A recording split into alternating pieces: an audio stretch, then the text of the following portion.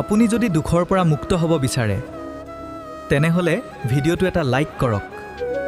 হে প্ৰভু, মই সকলোৰে ভাল কৰোঁ, মোৰ লগত কিয় বেয়া হয়? যদি দুখ কষ্ট দিবই আছিল, মানৱ জন্ম কিয় দিছিলা? হে মোৰ প্ৰিয় ভক্ত, শুনা, যি হৈ আছে তোমাৰ লগত সেইবোৰ কষ্ট নহয়, পৰীক্ষা হয়। কাৰণ ভগৱানে কেতিয়াও দুৰ্বল মানুহক ডাঙৰ যুদ্ধ নিদিয়ে।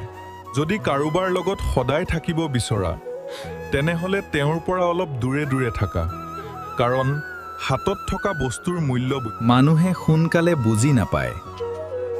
মূল্য তেতিয়াহে বুজে যেতিয়া সেইটো হেৰুৱায়। যাৰ হৃদয় পৰিষ্কাৰ সেই মানুহক কেতিয়াও দুখ নিদিবা। তেনে মানুহক দুখ দিয়া আৰু ভগৱানক দুখ দিয়া একেই হয়। ঘৰুৱা কাজিয়াত না কোনোবা জিকে না কোনোবা হাৰে, কিন্তু ঘৰৰ সুখ শান্তি সদায়ে ক'ৰবাত হেৰাই যায়। যি সময় পাৰ হৈ গ'ল মনত নেপেলাবা। যিটো তোমাৰ নহয় তাক লৈ দুখ আক্ষেপ নকৰিবা। যিটো তোমাৰ হয় সেইটো তুমি এদিন নহয় এদিন পাবাই। যিটো হৈ গ'ল সেয়াই তোমাৰ অনুভৱ আছিল, যিটো হৈ আছে সেয়াই তোমাৰ পৰীক্ষা, আৰু যি হ'ব সেয়াই তোমাৰ কৰ্মৰ ফল। ধনী হওক বা দুখীয়া, আশাৰ শেষ নাই, কিন্তু যি পাইছা সেয়া মানিব পাৰিলে তোমাতকৈ জ্ঞানী কোনো নাই। ভাল হোৱা, কিন্তু প্ৰমাণ দিবলৈ নাযাবা যে তুমি কিমান ভাল। প্ৰমাণ সময়ে দিব, অপেক্ষা কৰা, কিন্তু মানুহৰ নহয় সময়ৰ কৰা।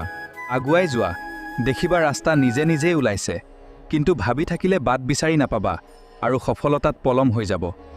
যদি দুখ নাথাকিল হয় মোক জানো মনত পেলাবা তুমি? সঁচাটো তিতা হয়, কিন্তু এইটোৱেই সত্য।